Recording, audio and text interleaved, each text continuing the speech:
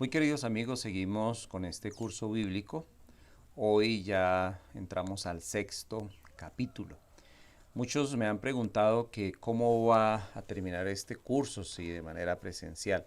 Pues todo depende de lo que suceda en estos días de cuarentena, de las indicaciones que nos den. Pero por ahora, sí quiero decirles que el objetivo de este curso es que aprendamos a leer la Biblia. Por eso, antes de entrar al Nuevo Testamento, iré dando algunas puntaditas acerca de cómo leer la Biblia. Hay maneras para leer la Biblia. Por ahora lo que estamos haciendo es un paseo rápido por la estructura bíblica y luego ya entonces les diré, bueno, esos textos, esos libros, los podemos leer de la siguiente manera para hacer oración con la Biblia, para mirar nuestra Biblia desde la palabra, para conocer la revelación de Dios. Entonces, les voy presentando ya poco a poco el cómo ir leyendo la Biblia. En el último capítulo habíamos presentado los profetas mayores. En este capítulo les voy a presentar a los profetas menores. Estábamos hablando del profetismo y en el profetismo pues veíamos claramente que Dios llama a los profetas y los llama con una misión muy especial. Y el profeta es el que anuncia la voluntad de Dios, pero también denuncia aquello que está en contra del plan de Dios. Los profetas mayores los estudiamos ya, ahora vamos a adentrarnos en los 13 profetas menores, son 13. Quiero recordar cuáles son esos 13 profetas menores, son Amós, Oseas, Miqueas, Sofonías, Nahum, Habacuc, Ageo, Zacarías, Malaquías, Abdías, Joel, Jonás y Baruch. Estos libros son muy cortos. Yo los invito para que en estos días, pues, aprovechando el tiempo, puedan leerse al menos uno de ellos, para que vayamos mirando cómo esos profetas menores tienen una mentalidad muy especial, nacionalista, de reconstrucción del reino, amantes de la naturaleza, y cómo esos profetas menores pues, nos ayudan también a nosotros a mirar esta realidad en la cual nosotros nos encontramos. Estos profetas, especialmente Amós, Oseas y Miqueas, fueron contemporáneos del profeta Isaías, de uno de los grandes. Y ellos pues anunciaron la invasión a Siria y presentaron también en esa invasión a Siria, presentaron cómo Dios, cómo Yahvé quiere restaurar esa alianza, la antigua alianza. Eso lo encontrábamos ayer cuando estudiábamos a esos profetas mayores.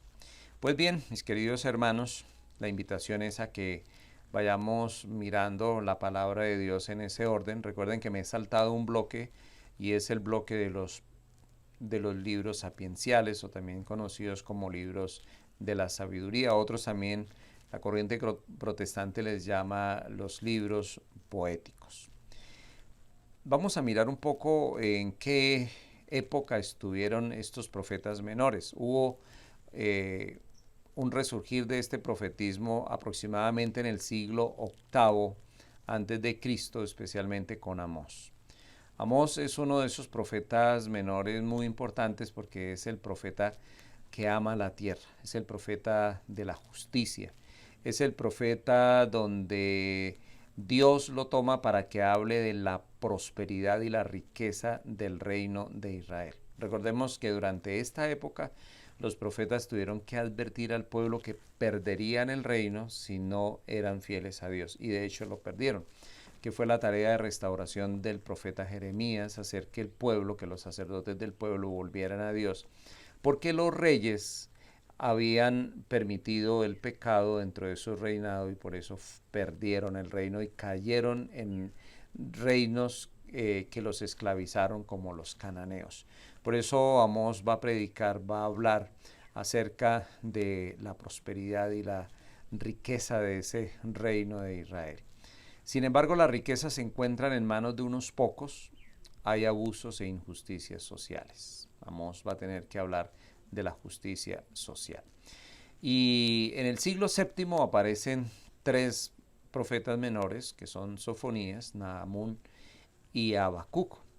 Ellos pues tienen que conocer muy bien la mentalidad egipcia. Recuerden que ya habían pasado muchos años después de que el pueblo había salido de Egipto, pero tienen que recordar cómo piensan los egipcios, cómo calculan los egipcios, especialmente esa gran inteligencia de los egipcios en el hacer, en el realizar, en el tener grandes edificios. Y cómo ellos previenen al pueblo diciéndole que el mal gobierno de los reyes llevará al pueblo precisamente a la esclavitud que ya no quieren, que fue la esclavitud que ellos vivieron en tierra egipcio. Eso lo presentaron más o menos en el año 587 a.C. y precisamente en ese año es cuando el pueblo es deportado a Babilonia. El resto de ese pueblo de Israel que ha sufrido el pecado, que ha sufrido la infidelidad de Dios, es deportado a Babilonia. En estos días, cuando nosotros escuchamos que las personas son deportadas por algún delito que cometen, pues el pueblo de Israel fue tratado de esa manera, como si fuese precisamente un gran delincuente, y por eso fue deportado a Babilonia, donde tuvo que experimentar reyes falsos, cultos falsos, donde tuvo que experimentar cómo toda esa idolatría contaminó al pueblo de Israel. Eso es muy grave porque uno de los pecados que más previene el Antiguo Testamento es la idolatría. Es un tema bastante recurrente y continuamente los profetas hablan de no caer precisamente en la idolatría. La idolatría es considerada como una gran infidelidad. Y allí en Babilonia, el pueblo de Israel se contamina de toda esa idolatría. Los profetas Ageo, Zacarías, Malaquías, Abdías, Joel, Jonás y Baruch aparecen aproximadamente entre el siglo VI y el siglo III antes de Cristo. Y ellos pues les corresponde vivir lo que sucede después de la deportación a Babilonia. Y pues no fue nada fácil porque después de la deportación pues cayeron en manos del imperio persa. Y los persas querían ensanchar su imperio, era un imperio que quería expandirse, así como se expandieron los romanos. Después cuando ya lleguemos a San Pablo en el Nuevo Testamento nos damos cuenta que cuando el cristianismo adopta, o mejor dicho, cuando el imperio romano adopta el cristianismo, es una manera de expansión. Así le sucedió también al pueblo de Israel, precisamente con este imperio de los persas. Y aparece un rey persa que es Ciro, que permite precisamente a todos los que estaban cautivos en Babilonia volver a su patria, es volver nuevamente a experimentar el desierto, y cómo después de Ciro viene su sucesor, que es precisamente un hombre cruel, caprichoso, enfermo de su hijo, llamado Cambises. Después de Cambises vino Darío, que puso paz en todo el imperio, y el pueblo de Israel estuvo metido ahí, en tierra extranjera, con dioses extranjeros, con reyes extranjeros. Y por último, pues, ya el pueblo de Dios vuelve a su patria, se estabiliza en Palestina, su tierra, y desde ese día, desde el regreso a Palestina, Israel no ha estado en paz. En estos días hemos escuchado que ha cesado un poco la guerra en Siria por la pandemia del coronavirus, pero Palestina, Israel no ha tenido paz. Ha sido una tierra continuamente asediada por diferentes potencias. Por lo tanto, todo este caminar, todo este predicar de los profetas menores tiene que ver con un pueblo que camina, con un pueblo que experimenta también el asedio, la esclavitud, la irreverencia de esos reyes que van en contra del arca de la alianza de Dios Yahvé, el Dios de los ejércitos. Es una época bastante triste, pero los profetas se encargan de darle fuerza al pueblo, de restaurar al pueblo. Por eso si en estos días nosotros nos encontramos devastados, porque estar confinados, ver cómo las grandes potencias no saben qué hacer frente a este fenómeno del coronavirus, pues nos caería muy bien ir a cualquiera de estos de los profetas menores o de los profetas mayores. Por eso quise adelantarme en la temática para que pudiésemos tomar uno de estos libros. No sé si les gusta leer los libros poéticos, les recomendaría a Jonás. Si les gusta la reivindicación social, léanse a Amós. Y si quieren ya hacer una experiencia de retorno al reino, En Palestina pues se pueden leer a Baruch. Cada uno de estos libros tienen una enseñanza muy grande, muy importante, que vale la pena que nosotros nos adentremos en ellos, porque son libros muy llenos de presencia del pueblo, es la experiencia de un pueblo, es una narración oral con diferentes géneros literarios, pero que dejan ver claramente cómo Dios no se olvida de su pueblo, Dios está presente en medio del pueblo. La pregunta que nos hacemos estos días es, ¿Dios nos está abandonando? No, Dios está a nuestro lado, está caminando con nosotros, así como Dios Padre estuvo al lado de su Hijo en el momento de la crucifixión y experimentó el dolor. Entonces la pregunta es, ¿y por qué Él no intervino para que su Hijo no fuese crucificado? La pregunta es, ¿por qué Dios no interviene en estos momentos? Porque Él sufre con su Hijo, sufre con su pueblo, nosotros somos su pueblo y Él está sufriendo. Por eso el Espíritu Santo es muy importante en estos días, porque es pedirle a Él que dé sabiduría a los científicos, para que dé sabiduría y podamos nosotros salir de todo esto en lo cual nosotros nos encontramos. Quiero que leamos este momento histórico en clave de profetismo, pero no en un profetismo barato, que apariciones, no, es un profetismo bíblico, es un profetismo de restauración. Y para la restauración primero hay que restaurar nuestros corazones. Fue necesario que el pueblo pasase por la esclavitud, restaurara su relación con Dios para que fuese restaurado nuevamente en Palestina, la tierra prometida. ¿Cómo va esa restauración, mis queridos hermanos? Ya casi llega Semana Santa. Y pues quiero invitarlos a ustedes para que busquen más amigos, que se inscriban a YouTube y podamos celebrar la Semana Santa, no en clave de rito, no, porque pues, si es en clave de rito, pues no haríamos nada. Recuerden que el Señor en estos momentos nos está haciendo un llamado y es precisamente a reestructurar nuestra vida, a recrear nuestra vida. El Señor Jesús nos decía hace 2 domingos, precisamente decía, no quiero cultos vacíos, quiero que haya un culto que nazca del corazón, que sea verdaderamente una experiencia nueva. Por eso los invito para que esta Semana Santa tengamos una experiencia nueva. Y qué interesante, desde la casa vamos a hacer templos vivos, vamos, como dice San Pedro, a hacer piedras vivas allí donde nos encontremos. Y por eso estamos aprendiendo a leer la palabra de Dios, para que la podamos leer en familia. Por eso ya dentro de poco empezaré a hablar cómo leer la palabra de Dios.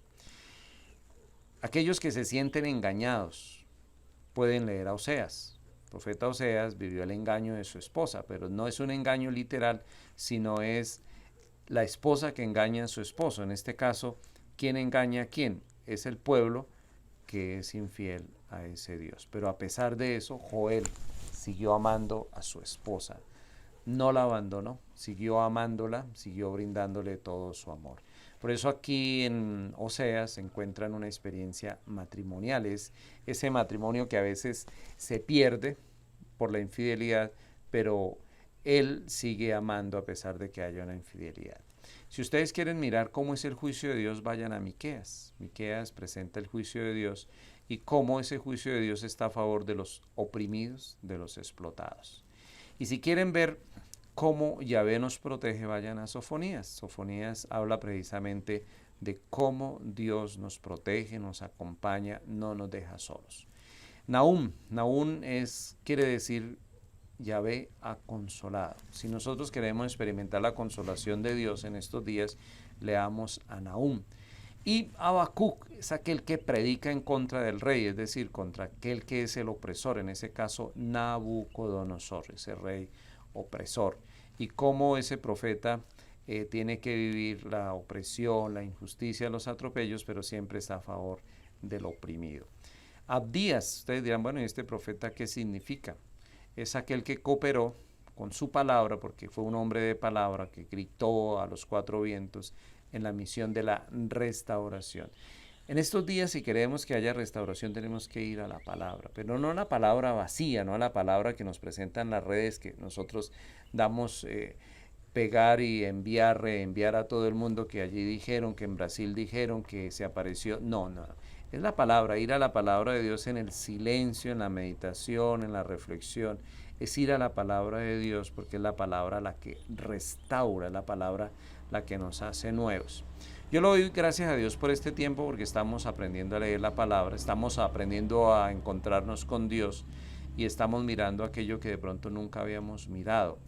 Y es el renacer de una iglesia de la base, la iglesia del laicado. En ese laicado va a encontrar fuerza la iglesia. Y seguramente después de estos 40 días nos van a permitir reunirnos en pequeños grupos. ¿Y quiénes son los que van a estar en esos pequeños grupos? Pues aquellos que quieren conocer al Señor. No es simplemente aquellos que están buscando fanáticamente a Dios, sino aquellos que ya llevan Biblia, experiencia de lectura, de relectura y, como dicen los teólogos, de hermenéutica. ¿Qué quiere decir la palabra hermenéutica? Quiere decir interpretación, es interpretar la realidad a la luz de la palabra de Dios. Y eso nos va a servir cuando vayamos a tomar decisiones o cuando pasemos por situaciones límites. Por ejemplo, la pérdida de un ser querido, de nuestra madre, de nuestro padre, de nuestros hijos. Ahí es cuando la palabra de Dios nos va a reconfortar y estos profetas nos van a llenar de vida. Por eso, ¿de qué nos sirve a una funeraria ir a escuchar tantas cosas que se dicen del difunto? Y todos dicen que era bueno. ¿Por qué no abrir la palabra de Dios, por ejemplo, en un profeta como Ageo? Ageo habla de la gloria de la restauración. Y toda muerte es restauración. Todo esto que estamos viviendo es restauración. Se está restaurando el planeta, se está restaurando la vida, se está restaurando la fe. ¿Por qué no? Se está restaurando la iglesia. Es el tiempo para que nos silenciemos y para que no coloquemos por encima de la fraternidad el culto. En estos momentos lo más importante es el culto. Lo que más agradecen los feligreses es que los tengamos en cuenta en las oraciones, que les mandemos un mensaje, que nos comuniquemos y que vivamos cada vez como hermanos. ¿Por qué no ir, por ejemplo, al profeta Zacarías, que habló del templo, de la importancia del templo? Por eso volveremos al templo, volveremos a llenar los templos, pero volveremos a llenar los templos cuando restauremos nuestros corazones, cuando hagamos una vida nueva en Cristo. Pero como no lo quisimos hacer en el templo cuando lo podamos hacer, entonces vamos a hacerlo en nuestras casas. Por eso los muy pocos o los muchos que me estén siguiendo la invitación es restaurémonos, tenemos tiempo, encerrémonos en nuestra habitación. En toda casa hay una Biblia, tomemos la Biblia, sigamos estas enseñanzas y si no, pues vayamos a páginas que encontramos en la internet que nos van a ayudar mucho a esta relectura. Hay unos teólogos salvadoreños que los recomiendo mucho para hacer una lectura bíblica, que es la lectura popular de la Biblia, que son los teólogos del Salvador, que nos ayudan a nosotros a mirar con una hermenéutica desde Latinoamérica todos estos procesos que estamos viviendo. Y si quieren ir a Joel, que es muy influenciado por Malaquías y Abdías, pues vamos a encontrar cómo el pueblo de Dios es el centro del llamado a la restauración, porque es que Dios nos ama en pueblo. Pero nosotros ya no éramos pueblo. Fíjense que antes de empezar esta experiencia de la cuarentena éramos una masa. Ahora sí ya estamos contando con el pueblo. A mí me pareció muy interesante porque ya logro identificar a través del WhatsApp, de las redes, quiénes son en sí los feligreses, quiénes son en sí aquellos que están ahí, que sirven, que leen la palabra, que coordinan una zona pastoral, que están al frente de la Legión de María, de un apostolado, que pertenecen a las casas de oración, que son tan importantes porque son oasis en medio de la ciudad donde las personas se reúnen a orar, a hacer seminarios, a conocer la palabra de Dios. Entonces, ahí ya no somos masa, ahí ya somos pueblo de Dios donde nos saludamos, nos encontramos, sabemos nuestros nombres, nos acompañamos en los momentos de alegría, en los momentos de dificultad. Por eso, qué importante este tiempo, que lo aprovechemos. Y ojalá que no volvamos a ser masa. Yo el año pasado les decía, qué pesar que hayamos gastado tanto zapato recorriendo calles hacia arriba y hacia abajo, hacia el oriente, hacia el oriente, hacia el norte y hacia el sur, el Jueves Santo, en la noche. Pero muchos de los que caminaron no sabían que cada vez que encontraban al templo, ese que estaba ahí, si sabían que existía alguien en ese expositorio, en esa custodia, es el Señor Jesús, el mismo que estaba expuesto en San José, el mismo que estaba expuesto en la parroquia de San Francisco. ¿Para qué caminar si es el mismo Señor Jesús? Es que la masa es muy peligrosa. La masificación nos lleva a nosotros a este dicho, ¿para dónde va Vicente? ¿Para dónde va la gente? Entonces, ¿qué vamos a hacer allí? En cambio, cuando somos pueblo de Dios, el arca de la alianza va adelante, como nos cuenta el libro de Josué, para ir a la guerra. Pero nos identificamos, nos conocemos, cada uno tenemos una tarea que realizar y empezamos a ser pueblo de Dios. Por eso qué importante, mis queridos hermanos, ser ese pueblo de Dios. Los profetas menores lucharon, predicaron, enseñaron, trabajaron por el reino, el pueblo de Dios, para que en ese pueblo de Dios se diera ese reino. Por eso el Señor Jesús dice, venga a nosotros tu reino, porque ya está el reino, está el pueblo, pero es necesario que reine Dios ahí. Gracias a todos ustedes por seguir esta reflexión. Multipliquémosla, consigamos más personas que se unan a YouTube. Invitémoslos a hacer este curso bíblico, a seguir las reflexiones de Semana Santa, las experiencias de Semana Santa como pueblo de Dios.